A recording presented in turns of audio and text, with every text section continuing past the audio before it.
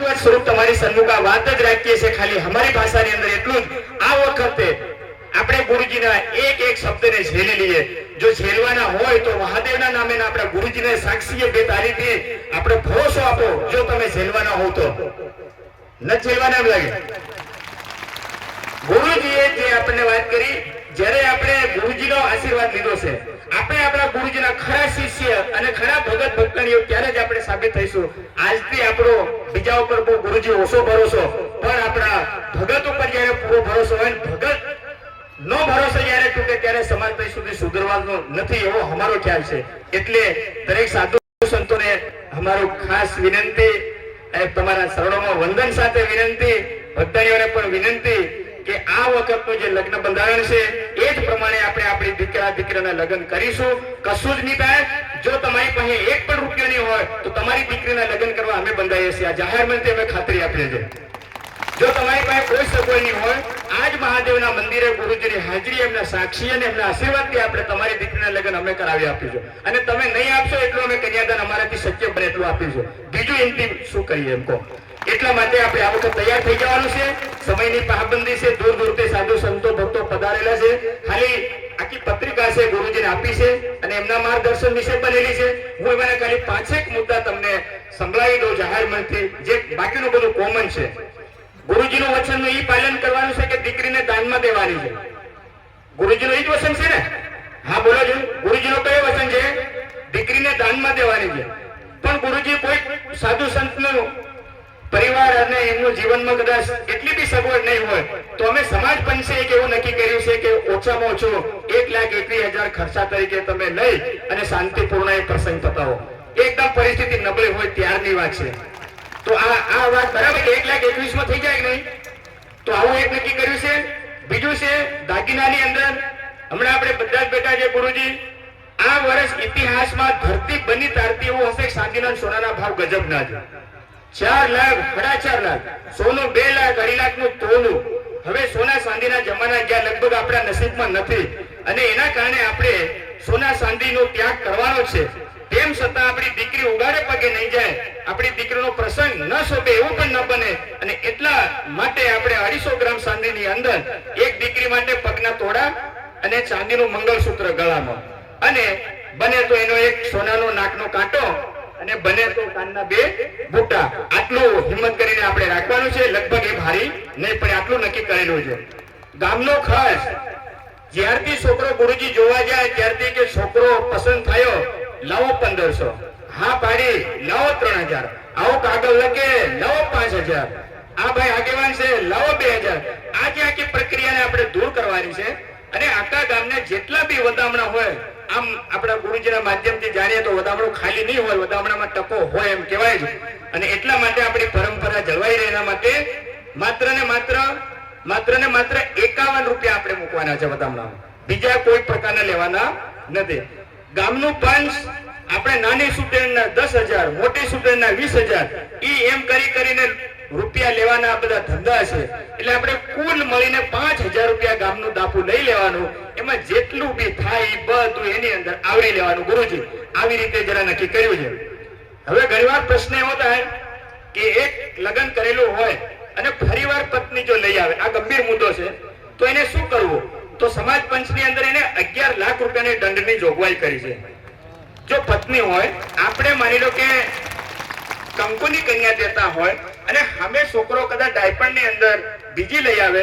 તો 11 લાખ રૂપિયા લઈ અને આપણી છોકરીના નામે જમા કરી દેવાના બરાબર કે નહીં બરાબર કારણ કે ડાયપણમાં લઈ આવે તો એની સજા એને આપવી પડશે હવે છૂટાછેડાના કેસમાં ક્યારેક આપણે કોઈ કારણોસર એવું બને છૂટાછેડા કરવાનો વારો આવે તો છોકરાની ભૂલ હોય તો છોકરા પાસેથી 5 લાખનો દંડ લેવાનો અને છોકરીના ખાતામાં જમા કરવાનો જો છોકરીની ગલતી હોય તો છોકરી પાસેથી એના મા બાપ પાસેથી 5 લાખ રૂપિયા લઈ અને છોકરાના ખાતામાં જમા કરવાનો બરાબર કે નહીં જે ફળિયાની પંચ હોય એમને જે યોગ્ય લાગે એ પ્રમાણે એનો આપણે અમલ કરવાનો રહેશે જમણવારની વાત છે તો આપણે દાળ ભાત કંસાર જ કરવાનો એટલે જમણવારનો ખર્ચો આપણે બચી જશે આપણા લગ્ન રીત રિવાજ મુજબ કરવાનું હવે ભાંગડીયાની વાત આવે છે આપણે જેટલા બેટા ને ઘણા ભાંગડિયા હે ભાંગડિયા કે મેં હાંડી આવી એમ કરીને ઈ ભાંગડીઓ ઘણી વખત તો સાહેબ ગુરુજી લગ્ન થાય છે એટલા રૂપિયા ભાંગડી આલે. આ ઝાલોદ બાજુ એક ગઈ વખતે 1.5 લાખ ભાંગડી લીધી. હા 1.5 લાખ ભાંગડી લીધી તો 1.5 લાખ એટલે શું કહેવાય એમ કહો ચાલો. એક ખતરનાક વાત છે ને. તો ભાંગેડાની અંદર આપણે 60 છોરી અપણ હોય, ભણેલી હોય, નોકરી કરતી હોય, એને બંને 500 થાય ને 5000 ની આજુબાજુની રકમ કરી આપવાની. હવે પછી લાડી બાજુથી 3 લો કઈથી 2 લો એ આપણી પંચ નક્કી કરી લે. આવું એક આપણે જોગવાઈ કરી છે. હવે બે જ મુદ્દા રહ્યા. હવે સગાઈ કરેલી છોકરી ઘણીવાર ભાગી જાય. સગાઈ કરેલી ગુરુજી કોઈ બીજી જગ્યાએ એની પસંદગીને જતી રહે તો આને બહુ મગજમારી થાય છે. અને લોકોએ ઝીલાડ્યા હોય 25,000 અને માંગે 5 લાખ, ઝીલાડ્યા હોય 50,000 અને માંગે 10 લાખ રૂપિયા, અને આખા ગામના ઝઘડા કર્યા કરે. તો આપણે શું કરવાનું? જો માની લો 50,000 ઝીલાડેલા હોય તો એના ડબલ 1 લાખ રૂપિયા આપી દેવાના, અને જો 25,000 ઝીલાડેલા હોય તો એના 50,000 આપી દેવાના.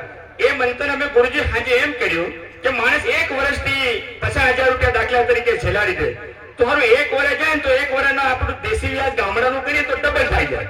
ડબલ થઈ જાય કે નહીં? તો એને જો 50,000 હોય લાખ, 25,000 હોય 50, 10,000 હોય તો બીજું. પણ હવે એવી ગલતી નહીં કરતા. નવી સગાઈઓ કરો તો 500 રૂપિયા જ આલજો. આપણે 1 ને 21 માં કરવાના છે. આપણે મુંડાઈ ગઈ જાય છે ખબર છે? આપણે પહેલા 50,000 આલી દઈએ. હગાઈ નહીં થાય એની પહેલા 50,000 આપી દઈએ એટલે પછી તેને એની રકમ ઉપર ને ઉપર જાય. બીજી એક વાત કરી દઈએ. ગયા વર્ષે જો 50,000 ઝીલાડેલા હોય અને કોઈ ભક્તના દીકરાનું લગ્ન આ વખત હોય, સામેવાળી પાર્ટીને પ્રેમથી પૂછી જોજો. જો એ ઉમેરી લે તો સારું, ને તો એને જતું કરી દેજો. એને શું કરી દેજો? જતું કરી દેજો. ગમે તેમ કરીને આ નવા રિવાજ પ્રમાણે આપણે આગળ વધવાનું છે. હવે કોઈ પણ પ્રકારે લગ્ન નહીં થાય અને તમારો પ્રશ્ન હોય તો અમારા ગુરુજીના માધ્યમથી આખી સમિતિને મળી શકો છો. કાલે ગરબાડાની અંદર ગુરુજી મોટું એક મહાસંમેલન કર્યું. સારા એવા અમને સંકેતો મળ્યા છે. કાલે ઝાલોદ તાલુકાની અંદર બી એક મહાસંમેલન થયું, તેમાં પણ આ જ વાત રાખી છે. રવિવારે ધાનપુરની અંદર પણ મહાસંમેલન છે. આપણો ભીલ સમાજ ભક્તિ શક્તિ થી આગળ છે. શક્તિથી એટલા માટે આગળ છે કે દુનિયાનું ગમે એવું કામ આ સમાજ કરી દે. ગમે એવું 101 માળનું બિલ્ડિંગ ભીલ સમાજ નિર્માણ કરી શકે. આ સત્ય વાત છે. સત્ય છે ને? અને આપણે કરી રહ્યા છે. દુનિયાનું કોઈ એવું કામ નહીં હોય જે ભીલ સમાજ નહીં કરી શકે. પણ દુનિયાનું એક ખતરનાક આ દેશ લેશે એ જો ભીલ સમાજ છોડી દે તો દુનિયાના હરેક સમાજ કરતા ભીલ સમાજ આગળ આવી જાય. આ વાત અમે અહીંયા મૂકી છે. આપ સૌ સંતો ભક્તોને સ્વીકારજો. ગુરુજીની દયાથી અમે આ વાત તમારા સુધી પહોંચાડી છે. આ વાત ઘેરે ઘેરે પહોંચાડજો. આ પત્રિકાઓ મોબાઈલની અંદર ફરશે. કોઈ કાગળ લખશો નહીં, ઝેરોક્સ કાઢીને અમે આપી દેજો. તો આ વાત જો સારી લાગી હોય તો જરા તાળીઓથી સ્વાગત કરી દો. લાગી નહીં લાગી? નહીં તો અને ખરા અર્થમાં તો જ આપણે એક ગુરુજીના શિષ્ય સાબિત થઈશું. ખૂબ ખૂબ ધન્યવાદ. હર હર મહાદેવ.